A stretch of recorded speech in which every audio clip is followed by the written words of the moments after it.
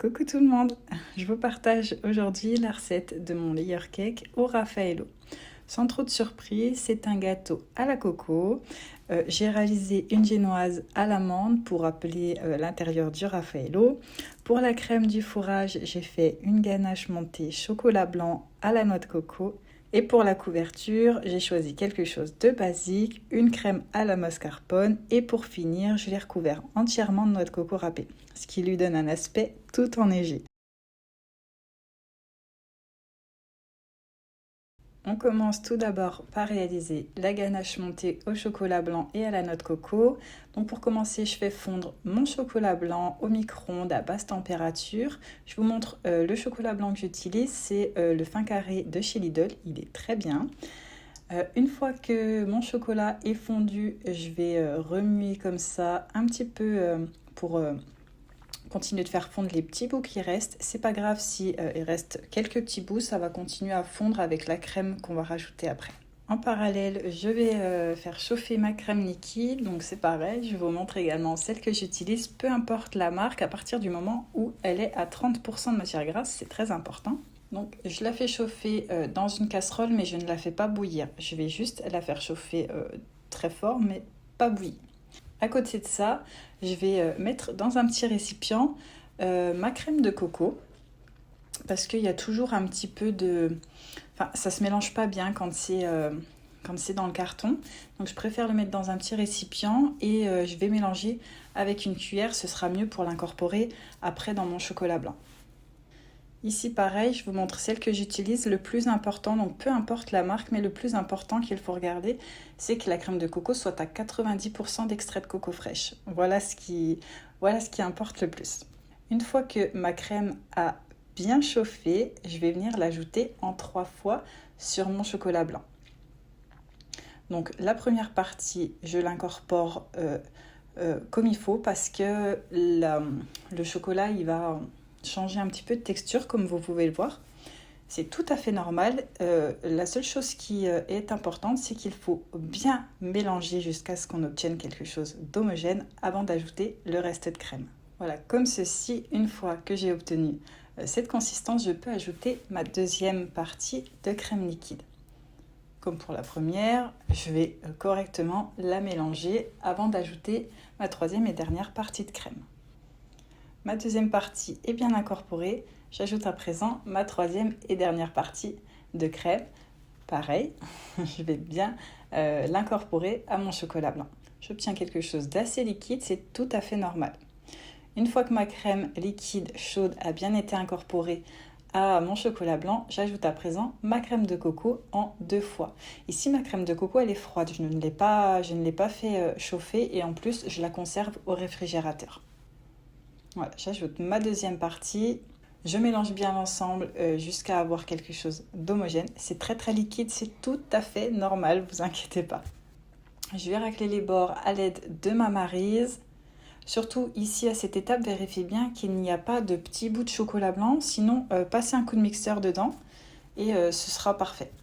Je vais filmer au contact de ma crème et je vais mettre au réfrigérateur 4 à 5 heures minimum, au mieux toute une nuit.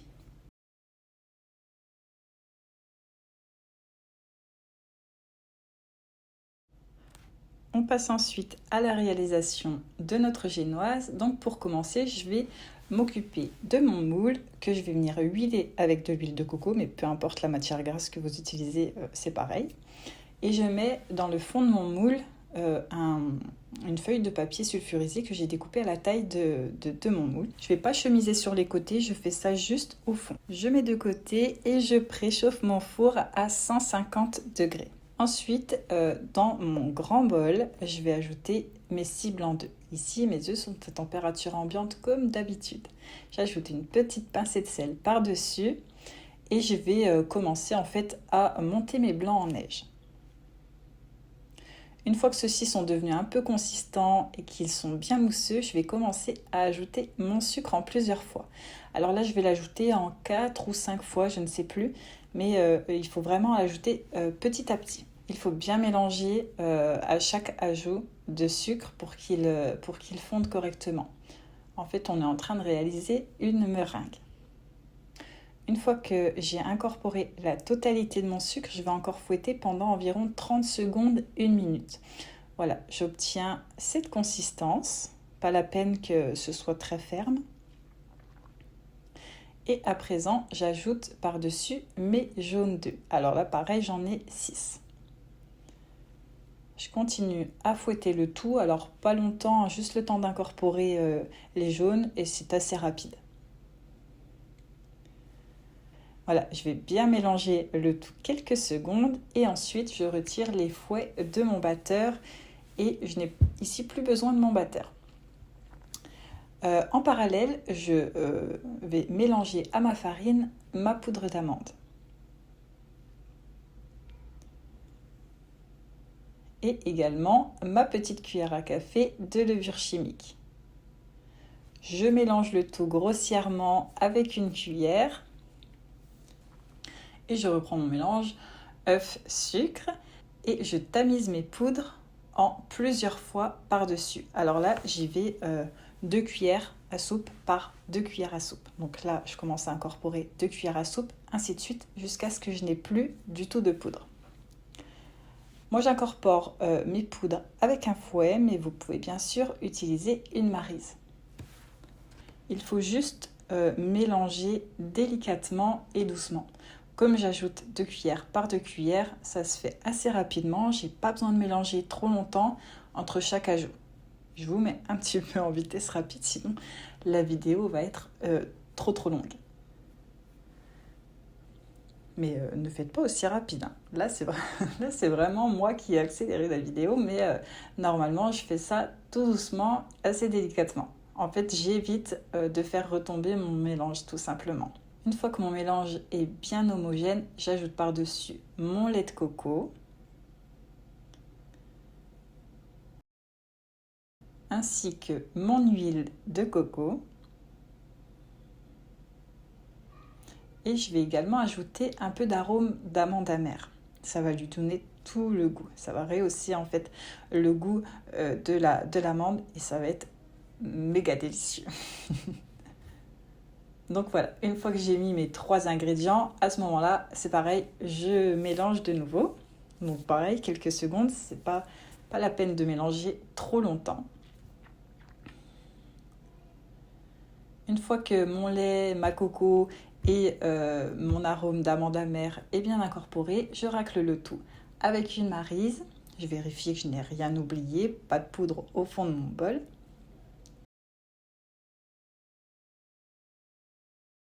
Et je place le tout donc dans mon moule que on a mis de côté tout à l'heure. Donc ici mon moule il fait 20 cm de diamètre sur 6 cm de hauteur. Et 6 cm de hauteur, c'est le minimum pour faire cette génoise. Je passe un coup de maryse à l'intérieur de mon appareil pour casser les petites bulles d'air qu'il pourrait y avoir. Et je vais taper mon moule 3 à 4 fois sur mon plan de travail. Je place ensuite immédiatement ma génoise au four donc que j'ai préchauffé à 150 degrés et je vais la faire cuire 50 minutes donc à 150 degrés. Une fois qu'elle est bien cuite, je vais la laisser refroidir environ 10 minutes dans son moule. Une fois que ma génoise, surtout que mon moule a refroidi pour pas que je ne me brûle, je vais passer la lame d'un couteau tout autour de mon gâteau pour que celui-ci se démoule correctement.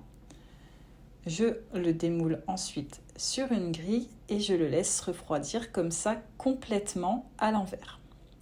Une fois que ma génoise a bien refroidi et uniquement quand elle est vraiment très froide, je vais la découper en 3 disques. Donc ici j'utilise un couteau à dents, un très grand couteau à dents, style couteau à pain. Et je commence à couper, donc à découper tout autour de ma génoise. Je fais attention de découper bien droit et je fais aussi attention que ma lame ressorte toujours sur ma ligne. C'est ce qui va m'aider en fait à avoir des disques bien découpés, bien droits. Une fois que j'arrive à l'autre bout de ma ligne, donc à mon point de départ, là je commence à rentrer la lame de mon couteau à l'intérieur de mon gâteau. Pareil, je fais bien attention que ma lame continue de ressortir sur la même ligne. et je rentre comme ça l'intérieur de mon gâteau au fur et à mesure, tout doucement. Et au bout d'un moment, bien sûr, j'arrive au milieu et mon premier disque viennoise est découpé et il est bien découpé, parfaitement droit. Je fais pareil pour mon deuxième et troisième disque de viennoise. Je vous mets un petit peu en vitesse rapide, voilà, c'est fait. Je vous montre d'un peu plus près la texture. Je mets de côté et je reviens m'occuper de ma ganache chocolat blanc.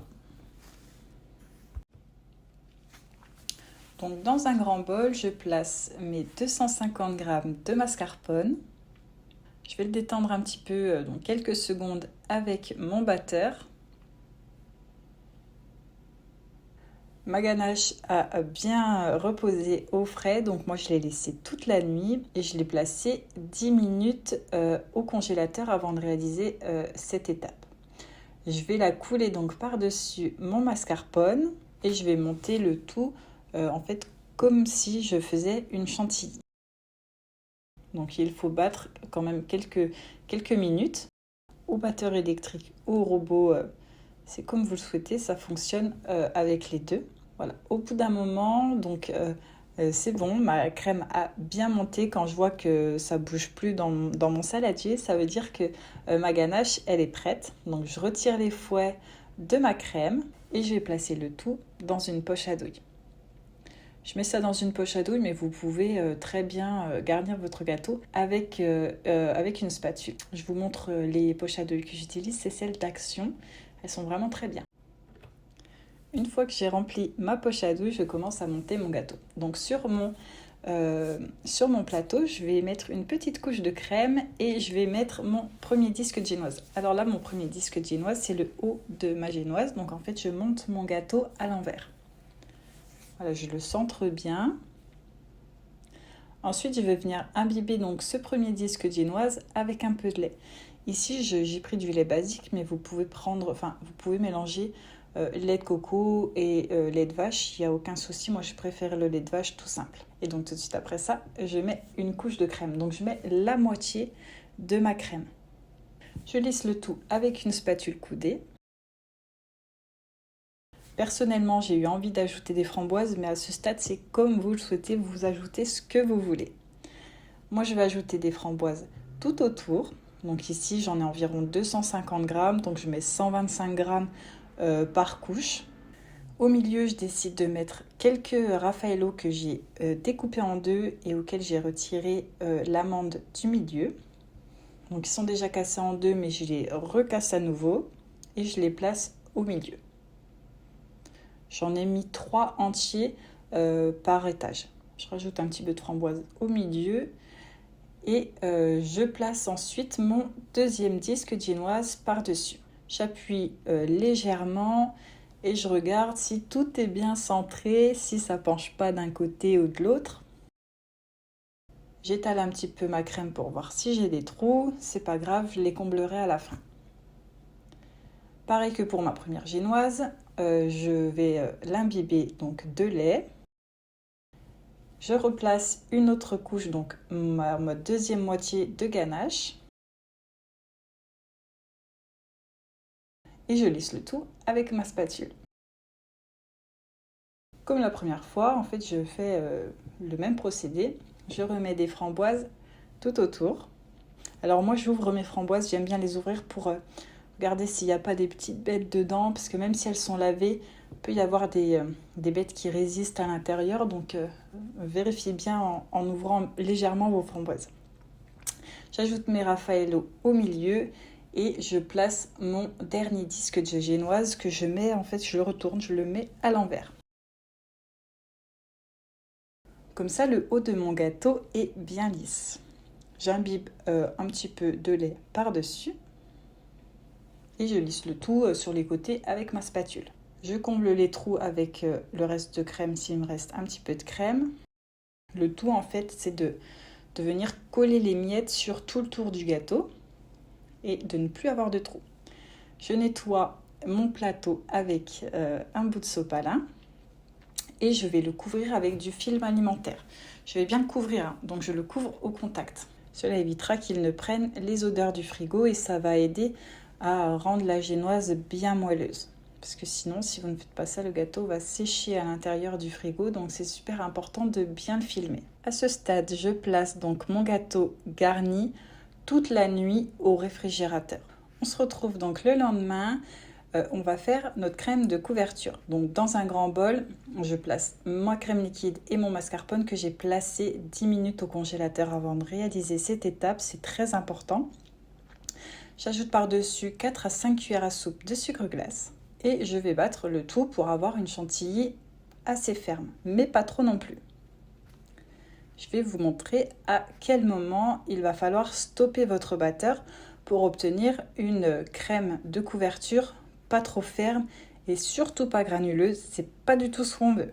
Voilà, au bout d'un moment, votre crème va prendre de la consistance et pour vérifier si celle-ci est bientôt prête, je secoue mon bol et si à l'intérieur ça bouge encore beaucoup trop, c'est que c'est pas bon.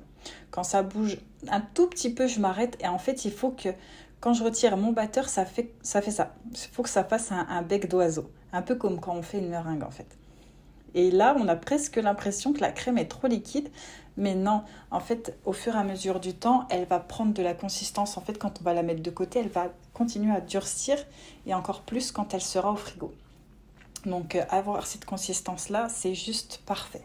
Je la place donc dans une poche à douille. Ce sera beaucoup plus facile pour recouvrir notre gâteau, vous allez voir. Mais vous pouvez bien sûr faire sans. Vous pouvez recouvrir votre gâteau juste avec une spatule, il n'y a aucun souci. Je reprends mon gâteau qui a bien reposé toute la nuit au frigo. Vous voyez, ma ma ganache a bien durci. Elle colle même pas à mon cellophane, donc c'est parfait. Je vais pouvoir monter mon gâteau tranquille. Et là, donc du coup, avec ma crème de couverture en fait et ma poche à douille, je vais faire tout simplement des boudins tout autour de mon gâteau. Donc je fais ça jusqu'au-dessus. J'ai oublié de vous dire au début, mais j'ai laissé un peu de crème dans le fond de mon saladier pour pouvoir faire les décorations à la fin. Vous savez, les petits tourbillons. Donc j'en ai laissé dans le fond de mon saladier que je ne vais pas toucher du coup pour couvrir le gâteau. Attention, c'est super important parce que si vous prenez toute la crème, après il n'y aura plus de déco. En fait, moi j'ai un repère, c'est que j'ai besoin d'une poche à douille entière pour recouvrir mon gâteau. Et le reste, ce sera pour ma décoration. Une fois que j'ai fait des boudins tout autour, c'est pas grave si j'en ai pas mis au-dessus, vous voyez. C'est pas grave parce qu'en fait, toute la crème que je retire en lissant mon gâteau, quand je la retire en fait, je la remets sur le dessus de mon gâteau. Voilà, la première j'ai oublié, mais la deuxième, voilà, je mets par-dessus mon gâteau et c'est en fait avec le surplus de crème sur les côtés que je vais faire le haut de mon gâteau. Une fois que le tour de mon gâteau est à peu près bien lissé, je lisse le haut de mon gâteau. Alors lissez comme vous pouvez, c'est pas très grave si c'est pas hyper bien lissé. On va le recouvrir avec de la noix de coco, donc s'il y a des trous, des petits trucs, ça se verra pratiquement pas. Pour finir, avec ma petite spatule coudée, je viens racler les bords pour avoir un bord tout lisse en fait sur le haut de mon gâteau. Du mieux que je peux, bien sûr. Et pour finir, je nettoie quand même mon plateau avec un petit sopalin. On a presque terminé à présent. Il ne reste plus qu'à recouvrir notre gâteau de noix de coco râpée. Donc c'est tout simple. J'en mets sur la totalité de ma main. Ici, j'utilise un gant. Je trouve ça plus pratique. Et en fait, je plaque de la noix de coco partout autour de mon gâteau, enfin partout sur mon gâteau. J'en mets pas une couche énorme, de toute façon ça ne tiendrait pas. Mais voilà, juste hop, je passe 2 coups de main, du haut vers le bas, et ça colle tout seul. Je vais faire pareil sur le haut de mon gâteau, je vais faire attention, comme c'est le haut de mon gâteau, on a tendance à en mettre un petit peu plus. Je vais faire attention de mettre une fine couche de noix de coco râpée. Voilà, donc sur le haut, c'est pareil, très simple. J'en mets un petit peu au milieu et je l'étale tout doucement avec ma main. Ne vous inquiétez pas, ça ne colle pas aux doigts, la crème ne va pas coller à vos doigts, rien du tout. Avec la noix de coco, c'est tout simple. Pour finir, je nettoie le bord de mon plateau. Et voilà, j'ai déjà terminé la déco, enfin presque, parce qu'il nous reste à faire les petits tourbillons sur le haut. Donc là, je vous montre la douille que j'utilise, c'est toujours la 1M, elle est parfaite. Si vraiment il y a une douille que vous devez avoir, c'est celle-ci. Donc j'ai mis ma douille dans ma poche à douille et maintenant je remplis donc ma poche à douille avec mon restant de crème et je viens faire tout simplement mes tourbillons tout autour de mon gâteau. Donc ici, rien de bien compliqué. Je fais un tourbillon, j'en fais d'abord un, je fais l'autre à l'opposé, etc. Comme ça j'ai une belle symétrie. Et vous voyez, la crème, elle est vraiment parfaite. Vraiment, on dirait une glace à l'italienne quand je la poche. Elle est vraiment magnifique. Donc je fais ça sur tout le tour de mon gâteau, mais après la décoration, ça c'est comme vous le souhaitez. Vous faites ce que vous voulez. Pour finir, je vais ajouter bien sûr des Raffaello. Donc je vais les disposer tout autour entre chaque tourbillon. Et voilà, mon gâteau est terminé. Alors c'est une décoration toute simple, donc si vous voulez faire autre chose, il n'y a aucun problème. Voilà, donc cette vidéo est maintenant terminée. J'espère qu'elle vous aura plu. Ça faisait très longtemps que je ne vous avais pas posté une recette. Donc voilà, j'en suis désolée, c'est un petit peu compliqué de poster très souvent. Si vous, je teste les recettes, etc. Donc ça prend beaucoup de temps et d'énergie. Donc c'est pas souvent que j'en poste, mais bon, je vais essayer d'être un peu plus présente, on va dire. Voilà, donc je vous laisse avec ces dernières images, comme d'habitude, la découpe du gâteau, où je vous fais goûter de loin une part pour que vous puissiez voir la texture du gâteau. Voilà, je vous laisse et je vous dis à bientôt pour une nouvelle recette.